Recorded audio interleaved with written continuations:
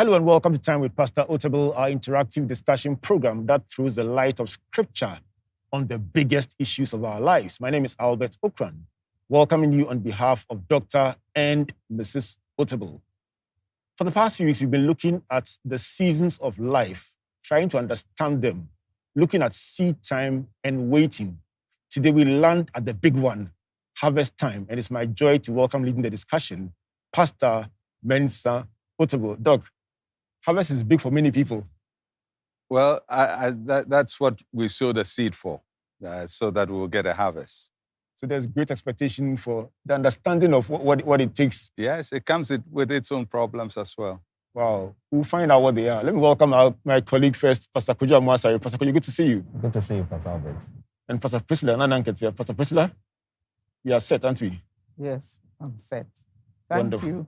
Wonderful. Doc, we have lots of questions today. Let's start with the concept of harvest time. For the benefit of our viewers, what exactly is harvest time and what is the scriptural significance? Just as it is in agriculture, a harvest time is when the seeds you have sown in the past come into fruition and ripen and are ready to manifest or to be used. So when we transpose that concept to other areas of our life, it is when something that was done in the past now begins to show results. It could be a good deed that is now beginning to show results, or an investment that is now producing results. Sometimes it could also be something bad that is beginning to show results. So it's that moment when something was started, a time has lapsed for waiting, and now we are beginning to see the results. Doc, so from your perspective as a theologian, between seed time and harvest time, which of them does the Bible place more emphasis on? The seed time, because the harvest is conditional to what you have sown. If you didn't sow any seed, there will be no harvest. So we are urged to be very careful about what we sow, because what you sow is what you're going to reap. The reaping is only consequential to the sowing. Although reaping has its own dynamics, we have to be very mindful of what we set into motion for a harvest to result. Dr. Ecclesiastes chapter 11, verse 1 says, "Cast your bread upon the waters, and you'll find it after many days." What qualifies as many days, considering that it takes about 3 months for corn to mature, 3 to 4 years for the palm to mature, and about 20 to 25 years for the teak tree to mature? And can I just ask also, is it possible for you to sow a seed and another generation will reap the harvest? I think you answered the question. I think you answered the question. Yes, many days varies. And you can't put your finger on these, especially if it is an unpredictable act. And by that I mean if you make an investment and the investment matures in 20 years, you know upfront that this is a 20-year investment, and after 20 years, this is what I'm going to get. However, if you started a business, make the same investment in a business, you cannot predict when the business will take off. Even if you have a project plan and you have done your study and you've done your forecast and you know when you're breaking even and when you're going to make profit, there are all kinds of circumstances that can come and disrupt your process. So normally you say all things being equal, this is what you will get. But if you come to acts that are not as defined as an investment, like you do good, when will God reward you for the good you've done? You can't tell when those things happen. So It varies. I mean, some we have control over, some we don't have control over. Mostly the things we do in processes, in business, or you start a church, running a business, running an institution, you can predictably look at some days or some date when the results will show. But other things you have no control over when the results will show. I'm interested in what another generation reaps. Yes, I mean, I think it's also important for us to be mindful, to be generational, that we don't just do things for our own benefit, but we also do things for other people's benefits. And the other people could be people related to us or people who are not directly related to us. So when we make an effort, we shouldn't just think of how it benefits us in the immediate. Sometimes it's years later. I mean, if you take the case of cocoa in Ghana, which is linked primarily to Pt.4, although there were other efforts by the Presbyterian missionaries and others who had sown the cocoa, we tend to associate him with the cocoa industry. He started somewhere around 1911, and we're still reaping where he sowed.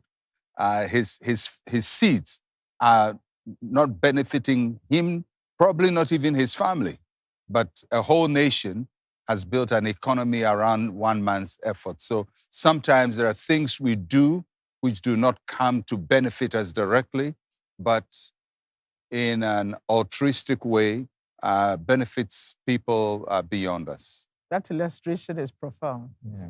It is. Yeah. It is. I met a man who was 80, who spent his retirement money planting a teak plantation. And as you spoke, it just struck me that at the time of planting, he knew that by the time it matured, he wouldn't even be alive. So he probably was thinking of another generation reaping the fruits. I think if you don't have a generational mindset, at a certain point in your life, you will minimize your effort because you think, I wouldn't even be here to enjoy it. So normally by the time people hit their late years, 60s, they reduce their effort because they think of whether they'll be there when the results of what they're doing shows. But when we think generationally, then even in our old age, 70, 80, you can think of doing things that without considering you as a beneficiary, but probably your family, your children, your grandchildren, but a nation and other group. Doc, in John chapter 4, 35, Jesus employed his disciples to look at the field because they were ripe for harvest. In agriculture, it's very easy to identify when your crop is ready for harvest. But in practical life, are there indicators that can guide an individual to know that you are about entering into your harvest season? I think you will. If I'm looking at a pastor who starts a church probably with about 10 people, and he teaches, prays, encourages people, does that for years, and it's still 10 people, 12 people, and then it gets to 8 people, and then it gets to 15, and then it comes to 10. And it continues for 2 years. Then all of a sudden, you begin to see new faces coming in, the people in the church becoming more enthusiastic, inviting friends. So one time you see 10 people, and then it's 20, then it's 25, then you go into 30. At that time, you would know that the effort you've been putting in for the past 2 years is beginning to show results because you see it in the people coming. So those would be the signs of the harvest. But then when you see that, Jesus says, when you see the sign, then you go in and harvest. That means from then on, your strategy should not just be sowing, but also harvesting. You must have a plan to bring in more people. And the same, I suppose, would be for a business person who spends years doing all the hard work, and all of a sudden his business takes off. People are recognizing the product is registering. People like the product. At that time, that will be what I call the sign of the harvest, sign that your effort in the past is paying off. But from then on, you have to be deliberate and intentional in widening the harvest, because if you just go with the signs of the harvest, it will just plateau over a short time. Is it also an endorsement that your efforts and the strategies end some results, so you can probably continue with that same strategy? Well, the strategy you use in a sowing season will not be the same as what you use in a harvest season, because when you're sowing, you're dealing with less people. Whereas when you are harvesting, you're dealing with more people. So, for example, if a church is in a small place, that takes 10 people and maximum seating is 20, and 40 people come, what are you going to do? So at that time, you have to have a different strategy. You can't continue doing the same things. You either look for a bigger place, or you do double services or 3 services, So you have to think a little differently from when you were working hard without seeing any results. And many times, people can do very well in a sowing season and be very poor harvesters, because they keep doing the same thing when it's harvest time, whereas that season will call for a different strategy, a different approach. Doc, let's talk about the season, the strategy for the harvest season a bit more. What kind of posture must the person who is harvesting have?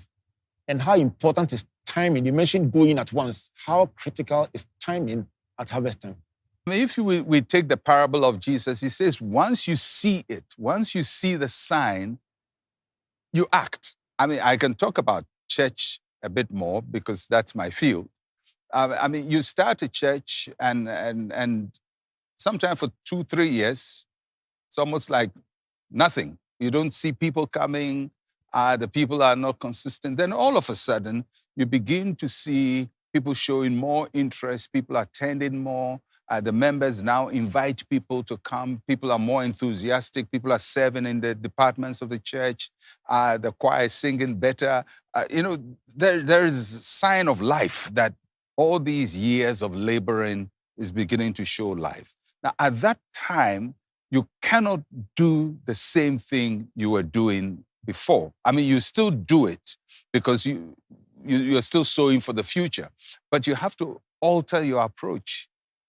Sometimes it may even be altering the kinds of messages you preach, because a message you preach to a few people may not be the same message you preach to a larger group of people. A message you preach to people who are familiar with you and have stayed with you for 2 years may not be the same approach to people who don't know you and have just joined you. You need a different communication strategy for them. And if you miss that, the people may come in and feel unwelcome because you built it for only the 10 you used in the sowing, but not for the 50 who have come in. Your messages probably are a bit unwelcoming, or the people who were in are not welcoming. So the harvest season comes, the strategy doesn't work. And it works with businesses as well, where people work so hard to grow a business, and as the business grows, there's no change. The staff change doesn't take place. They're using the same staff, and you probably realize that your old staff are not as capable as they should be in handling the bigger volume of work that has come to you. So there are all kinds of changes that take place during harvest time. And if the transition is not made, the harvest could be missed. I mean, harvest is lost many times on the harvest field. I mean, you go out there, the harvest time, and the harvest is lost because the harvester couldn't organize, mobilize to harvest, and then the rains come in again. The rain which helped to grow the harvest now comes in and destroys the harvest, and everything is wasted. So it's very strategic at harvest time. It's probably harder to harvest than to sow. Sounds interesting. And following up on that, Jesus said in Matthew 9, 37 and 38, he asked us to pray, asking the Lord of the harvest to send laborers because they were few. Can you expatiate on the Lord of the harvest and a little more on the laborers that are required during harvest time?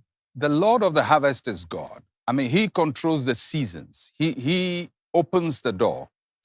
God is a faithful God. When we faithfully plow, he will faithfully honor what we have done in every area of our lives. So we have plowed. He has created the harvest for us. But he also tells us that in that harvest season, your human capabilities and capacity, staff capacity, will be critical to determine how you access your harvest field. So if the laborers are few, the harvest will be wasted. So many times when you start an organization, you start with faithful people, not necessarily competent people. Faithful people help you to start. They are loyal, they are there for you. But when the harvest comes, you realize sometimes that faithfulness may not be all that is required. And loyalty may be good, but loyalty cannot be a substitute for competence. So at that harvest time, the challenge of every harvester is, what do I do? Do I stay with the same people who have been with me? Because if I bring in new people, it will be like you use them at a point, and now that things are growing, you've abandoned them. It's always a very troubling idea for every leader. But Jesus says you need more laborers. So if Jesus said it, then it means that you have to, at that point, widen your scope. And sometimes the people who come in subsequently may be better qualified, but they weren't there when the seed was being sown.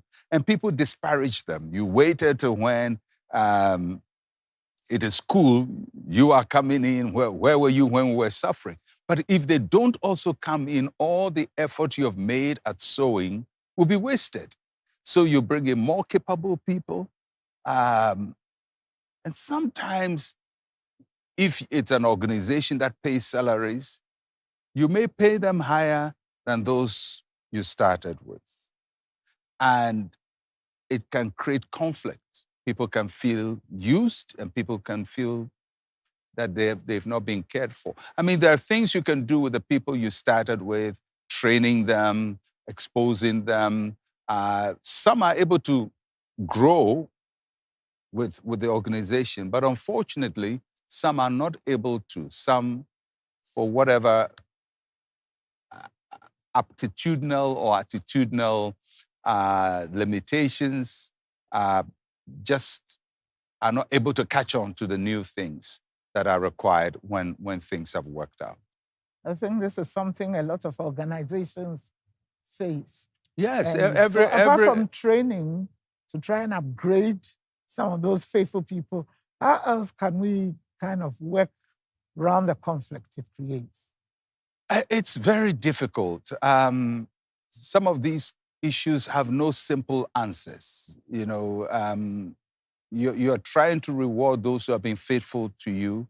You are also trying to take advantage of the new opportunities you have. And there's always a conflict. And if it's not managed well, then in handling those who have been faithful, you miss the great opportunity. Or in taking advantage of the great opportunity, you lose those who have been faithful. So there has to be a balancing act. Ideally, those who have been faithful should also be able to upgrade themselves and be able to have a new attitude towards what is happening. And if we don't have that, we will always use mediocre people in our harvest time, and the harvest will be shortchanged. This is Time with Pastor Otabil, and I'm learning that the harvest can be even more difficult than seed time. So if you're excited about the harvest, there's so much more you need to learn as we ask Pastor Otabil the questions about harvest time. Let's continue after the break. Please don't go away.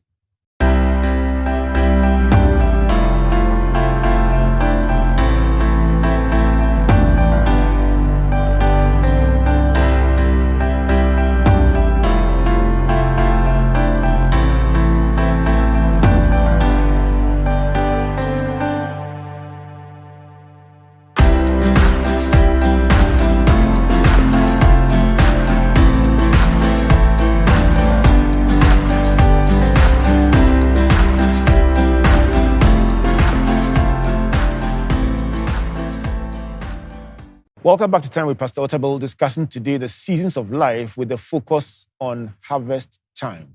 Pastor Koyu? Doc, in Exodus chapter 16, verse 4, God instructed the Israelites to harvest enough manna only for the day. What did he really mean then? And are there any lessons for us now?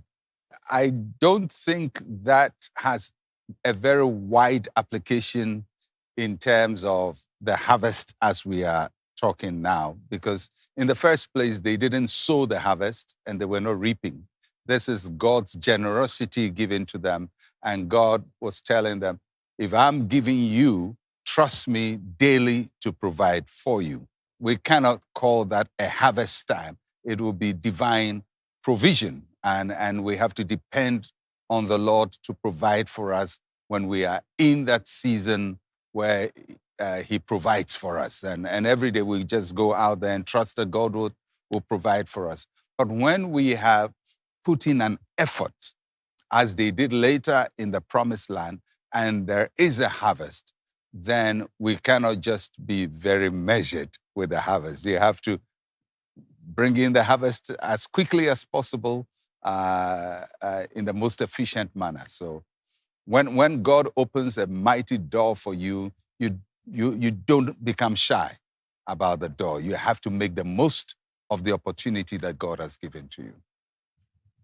Doc, let's stay with divine provision and the feeding of the 5,000. Jesus instructed that they gather the leftovers.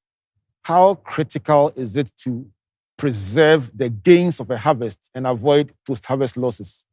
I will not put that directly within the context of a harvest season as we are talking about, but there is an application there where Jesus teaches us that no matter the abundance you have, you must also be mindful not to be wasteful. So here he blesses 5 loaves of bread, 2 fish. It feeds so many people. It looks like there's abundance. Everybody eats and there is leftover. And it's very easy when you are in abundance and there's leftover to be wasteful. And Jesus teaches us that in the midst of abundance, we don't have to be wasteful. And we have to preserve every piece. The Bible doesn't tell us what was gathered was used for. People have all kinds of conjectures as to what it was used for. But if we ended where it ended, the story ended, what it teaches us is don't be wasteful in abundance, that we take care of every little piece that we have when there's so much available to us. Doc, the principle of being wasteful in the midst of abundance, can that be likened to prodigality? Yes. Yeah, being wasteful, yes. Doc, in the book of Judges, chapter 6, it records that whenever the people of Israel sowed and it was time to harvest, the Midianites, the Amalekites, and other people of the east would come up and destroy the harvest and leave them impoverished. What are our greatest threats or biggest threats to the harvest? I'm glad you brought it up because, when you're sowing, when you're in a sowing season, almost everything is quiet and in the secret. After all, the seed is just a few seeds in your hands. You can actually hold the seeds in your pocket and sow a whole field. But when it's harvest, there's no secrecy. Everybody sees that your harvest has come. So everybody, including people you don't want to see your harvest. That means that harvest attracts enemies. It attracts jealousy. It attracts envy. It attracts fights and battles. It attracts all kinds of things. That's why I say that the seed time is a bit easier because harvest time is also battle time because people want to take what you have worked for from you. When you are down, nobody wants to take anything from you. But when you begin to show results, then people want to take away from you. And in every field, even in the ministry, when you're a pastor and you're struggling and for years you're struggling, nobody talks about you. Nobody hits you. The media doesn't bother about you. But then when things begin to show, that is when everybody's eyes are set on you. So in your harvest field, you have to also be careful and be mindful of the attention you are getting. And not all of the attention is positive attention. Some of it can be very destructive attention. Doc, in Luke chapter 5, verse 5, Simon said that he had toiled all night but caught nothing. And then in John chapter 5, verse 7, the guy at the pool of Bethesda said anytime he makes an effort to get into the pool, someone gets ahead of him. If you have had repeated experiences like this, what do you need to do? Because you get the impression that they have sowed, but they weren't getting their harvest. Well, in Simon's case, God gave him direction. So if you have worked and worked and worked and you're not getting results, there is probably divine insight that you must have as to what to do next. And he got a harvest. In the man at the pool who had tried, he also got a harvest, so to speak, by an instruction. Jesus told him, take up your bed and walk. So in each of these two instances, there was an information that was required to turn the cycle of failure around. And the cycle of failure can sometimes be in things we do. I mean, you toil and toil and toil and there is nothing. It doesn't mean nothing can be done, as we see in these two stories. Something can be done, but it comes with a new instruction, with a new information. It has been said that if you do the same things over and over again, hoping for different results, then you must be crazy, something to that effect. So, I mean, the fact that you have repeated failure is an indication that the information you are working with, the attitude you're working with, the space you're working in needs to change. And sometimes you need a divine intervention for that to change. And that's what Jesus brought to those. It would seem like repeated failure can sometimes scar you to the point where even when the harvest comes, you still are a cocoon. Because in the case that he mentioned, the man by the pool of Bethesda, even when Christ came with his harvest, he kept talking about the bad experience. Can the past sometimes just trap us from moving forward into the future? Oh, sure. I mean, when you've been disappointed for so long, you don't want to be disappointed again. I mean, you've tried, you've gone for seminars, you've gone for workshops, you've tried, and you come back, nothing happens, and then somebody comes with another solution. You are most likely to reject it. And sometimes you can reject what would have rescued you. And so in as much as we can, and I know it's difficult, but in as much as possible, failure should not make us negative. Failure should not dim our quest for success or for productivity or for fruitfulness.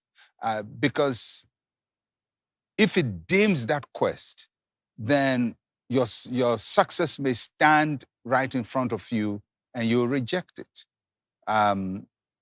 So I can understand how doing the same thing and not getting result can make you abandon hope. But we must not abandon hope. We must determine to be hopeful. We must encourage ourselves. We must look for the brighter day.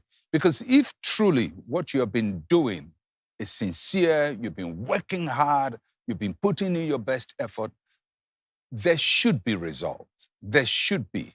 And if it delays, you have to wait for it and you have to look for it. And you have to look for that additional factor, something you must do to trigger the harvest for you. So sometimes it's just one last something that must happen. You know, when I was a kid, there was something I noticed about mangoes. I mean, everybody in my neighborhood at my age loved mangoes. And there was a mango tree behind our house. that was a community mango tree. Everybody, all the kids time it to see which mangoes are ripe, and then we climb up and try to beat somebody. And what I noticed was, sometimes you can, like today, all the mangoes can be green on the tree. And then it rains in the night, and you wake up, the first kid to wake up and go, realize so many of the mangoes are ripe. But before then, the mango would say, I've toiled and toiled and toiled, and nothing is happening. Just one factor changes everything. And that just to show that sometimes you can be there repeatedly in the same place doing nothing, and then one factor changes everything.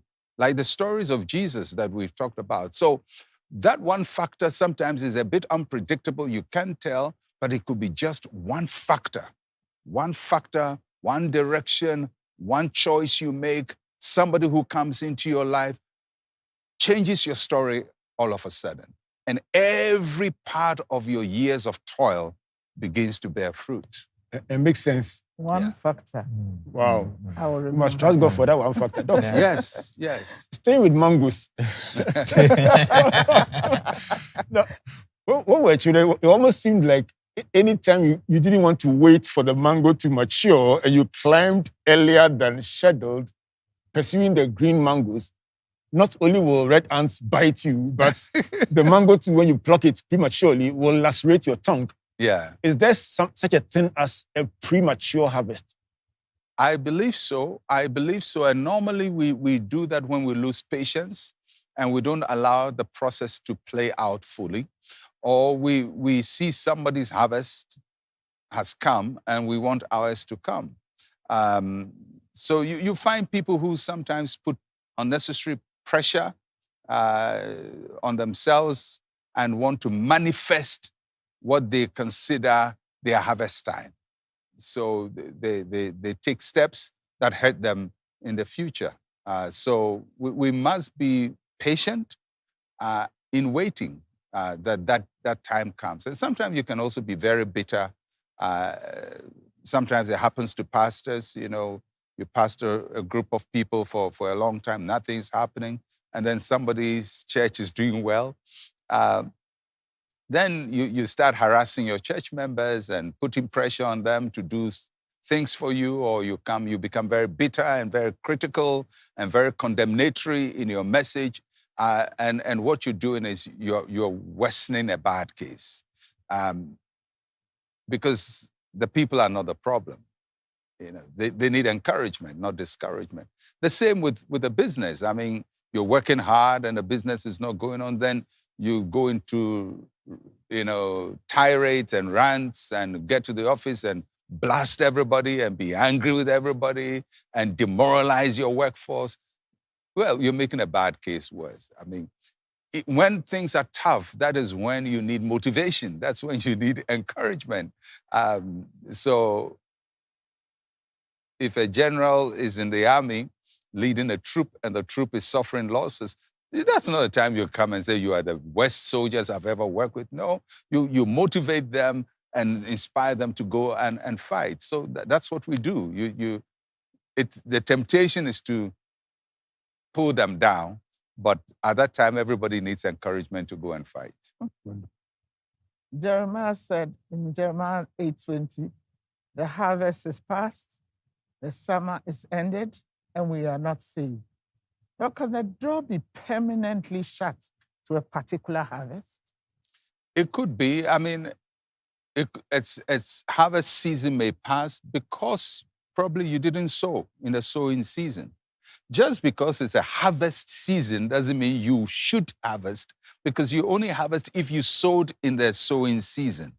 So if, for example, you go to a corn farm and the corn has grown, that what has grown was sown by somebody. The person who didn't sow, although it's a season of harvest, will reap nothing. So sometimes people miss a sowing season and they miss the harvest as well. If somebody doesn't have mercy on them, they miss the harvest as well. So sometimes it's possible for us not to have done what we should have done at the time we should have done them, and then we expect salvation. We expect help. We expect that, well, things should work. Like people say, life begins at 40. But you can be 40 and miserable. If 21, you didn't make the right choices, and 22, you didn't make the right choices, then 40 by itself will not solve your problems. Age doesn't solve anybody's problem. It is the investments you made before that age. Education, your work experience, financial responsibility, all of these steps you took. If you married, treating your spouse well and building a good marriage, taking good care of your children, then when you grow up, your old age becomes enjoyable. Your children are grown and they love you because you took care of them and they take care of you. Your investments, which you started when you were 21, are now ripe when you are 60 and you go and cash them in. But if you don't take those steps, you'll still be 60, the harvest would have come and you are not saved. So at the time when you should be enjoying, you wouldn't be enjoying.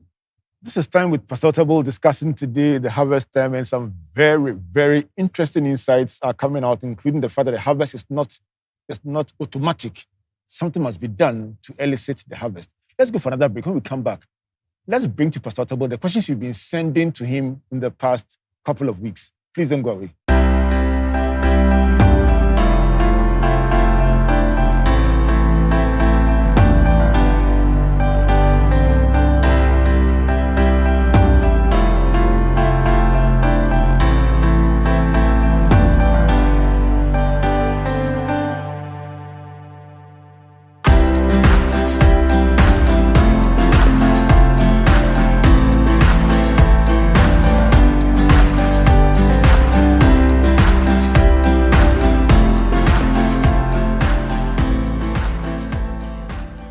Welcome back to Time with Pastor Otabil, discussing today the seasons of life with an emphasis on harvest time.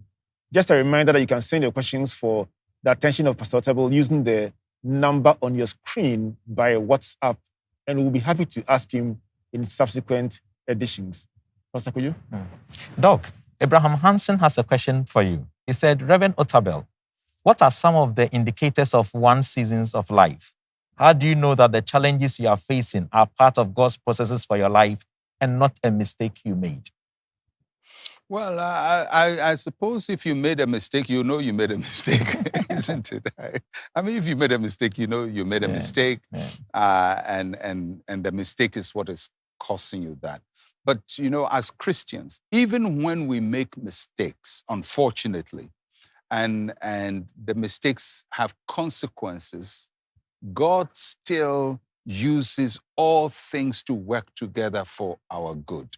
So for the Christian, there's nothing like a loss.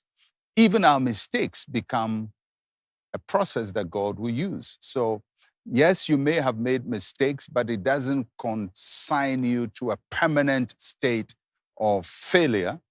God is able to use all of these as lessons, as stepping stones for you into something else that you should be doing with your life. So mistakes are there, but mistakes are not the finality of the outcomes of our life. How do you know this is God's seasons? First, you have to trust God that He holds your life in His hand, that He holds your days in His hand. David says that He has written the days of our lives. So it means that every day of my life has been accounted for by God. And there is nothing I go through that God is ignorant of. And if I live a life of surrender to Him, then He uses my days to work out His purposes. So one of the things we have to do is to trust God and to live a life of surrender to Him whilst we are working and making all the effort to trust Him, that He's the one who determines the outcomes of our life. One way to determine what season you are in is the frequency of events happening. When you see something happening just more frequently in your life, it's almost as if your life is within a certain space where certain things are happening more frequently. That may indicate that this is a season of your life, and you need to be mindful of it, be prayerful about it. And if you can seek counsel about it, how to manage that phase of your life well so that you don't mismanage the opportunities that God will give to you in that season. Even when we are in the valley, God makes opportunities available to us. The harvest that we experience, is it always as a result of our effort? Well, Jesus told his disciples that he's sending them to harvest that they didn't, to fields they didn't sow, to reap where they haven't sown. So just like there are generational consequences, there are harvests we have that we didn't sow. I mean, if somebody builds a chocolate factory in Ghana today, yes, they've put in a lot of effort to do the chocolate factory, but they've reaped Pt.4's effort. So this is somebody making an effort that now accrues to you. So thank God somebody was there earlier and make the right choices that have benefited you. So it happens to all of us where people's efforts benefit us in so many areas of our lives. Doc, Frank has a question about COVID-19. He says, COVID, can we say it is the work of God? Was God taking the whole world through a wilderness? I don't have the competence to answer that question. What I can say is I don't know the mind of God regarding COVID. I think it's something that has happened. My view is that God uses it for his glory. The fact that God uses something for his glory doesn't mean he causes it. Even when Satan plans, God can use it for his glory. So I don't know where it came from. As of now, we don't know whether it's from a lab or from a bat, or a bat in a lab. Wherever it came from, whether it was bad choices we made, irresponsible human actions, whatever it is. As a Christian, my point is to trust God that in every situation, he'll reveal his glory. He mentions wilderness, just for the benefit of our viewers. Wilderness in this context would mean a prolonged season of uncertainty, correct? Yes. Okay. Yes. I mean, is the world in a wilderness state? I don't know. I mean, there was a time when we could say that the world was going through hardship, but some countries have come out, some are struggling. Different scenarios are playing out all over the world. I don't, if I will hazard a statement, I don't think God brought the COVID to take the world through a wilderness experience. Catherine is asking, is temptation a part of our life seasons? If yes, how do we handle it? Action is when something, your lusts lead you to pursue something and that gets you into trouble. But a trial is many times when God brings something your way to help you to get to the next level of our life. It's almost like what happens in a test when we go to school. You learn a lesson, you are tested based on what you've learned. And then hopefully you are promoted, not demoted, or not stay in the same class. So when God has taught us so much, he's going to test us. I mean, you go to church and hear all these messages, your pastor is preaching and emphasizing something and how to trust God and how to believe God and how to pray. How are you going to learn how to do those things? God has to throw circumstances your way that will require you to use what he has taught you. And that's why he will not test us beyond what we are able. He tests us based on what we are able. Why are we able? Because he's already taught us what to do in those circumstances. And if we just trust what he has taught us, then we'll be able to overcome those circumstances. Dr. Daniel has a question. His question is that, please, how can one identify his seed? And the second question is that, can one identify his seed and still struggle with it?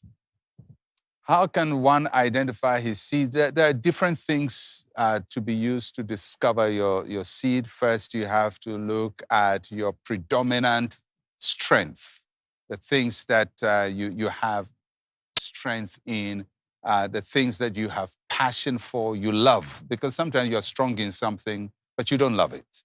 So things that you love, and then things that you've received some training in. So it's a strength, it's something, we call it talent. You love it, you've been trained in it. And sometimes it's observable. If it's there, it's observable because people see that you have a talent or you have a strength in this area.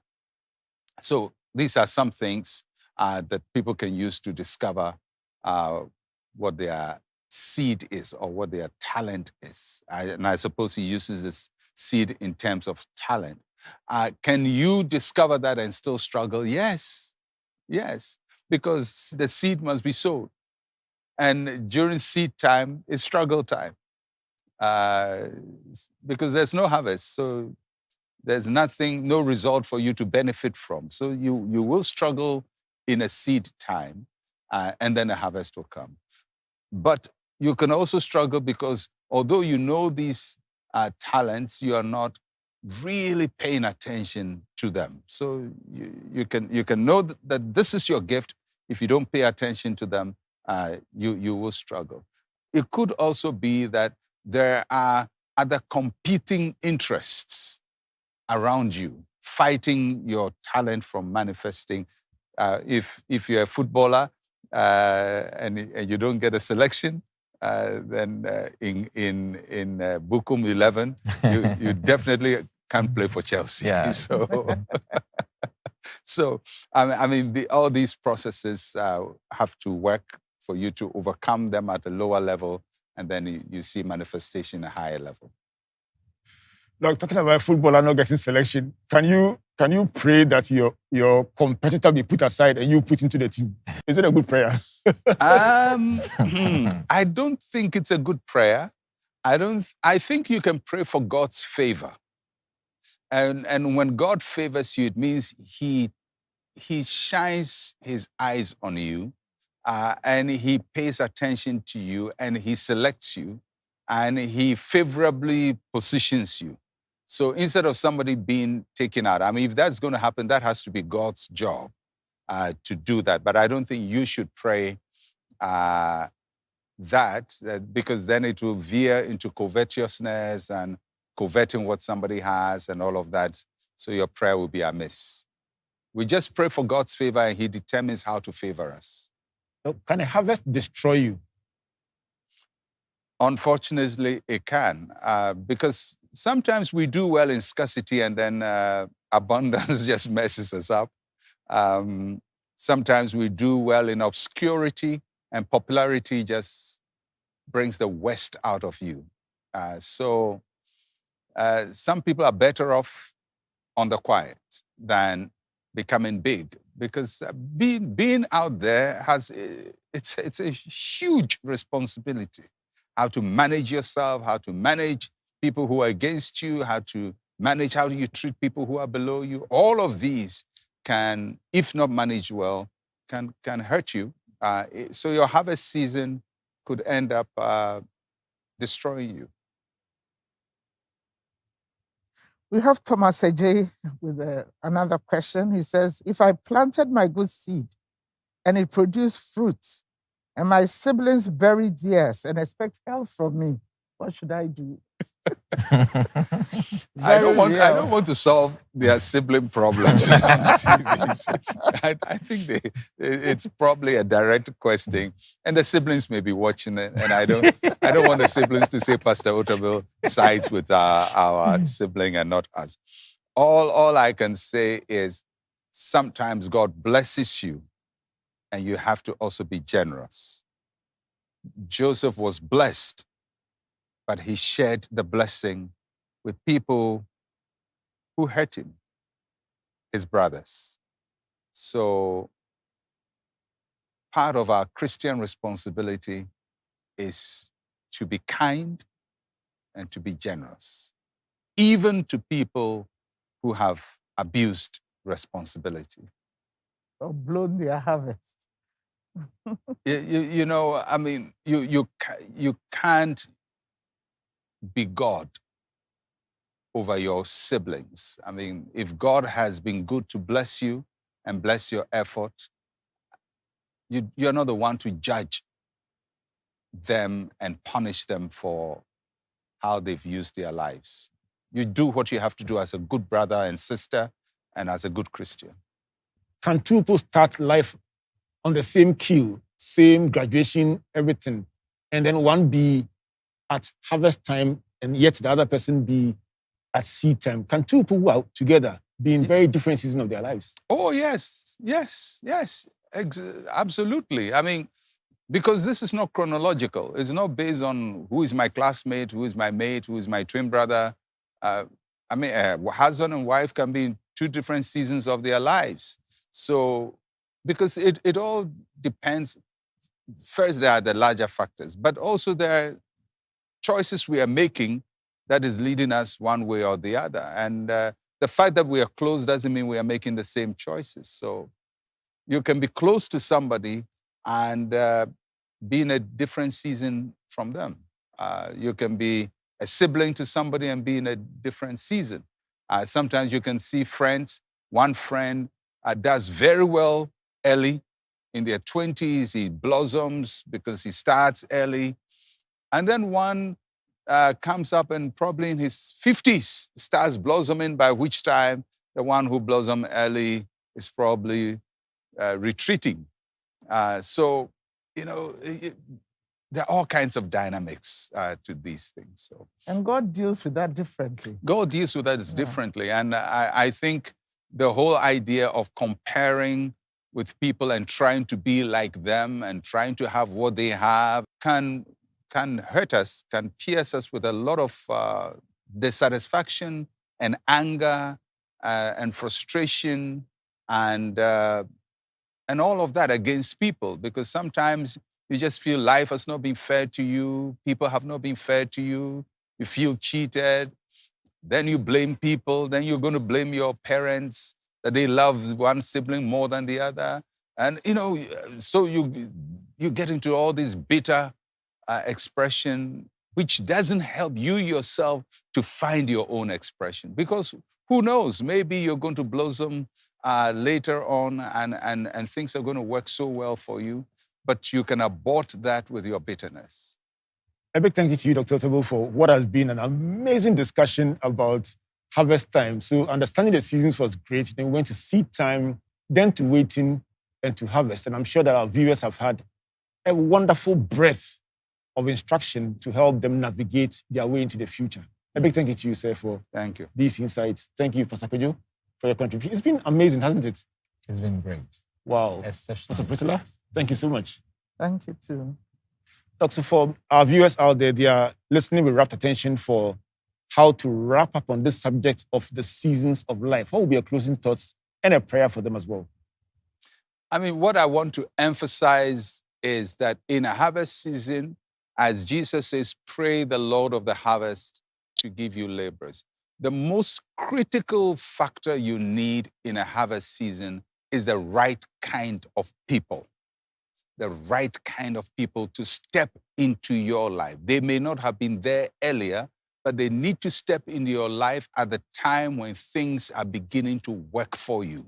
You need their wisdom, you need their expertise, you need their guidance for you to manage this big phase of your life that has come.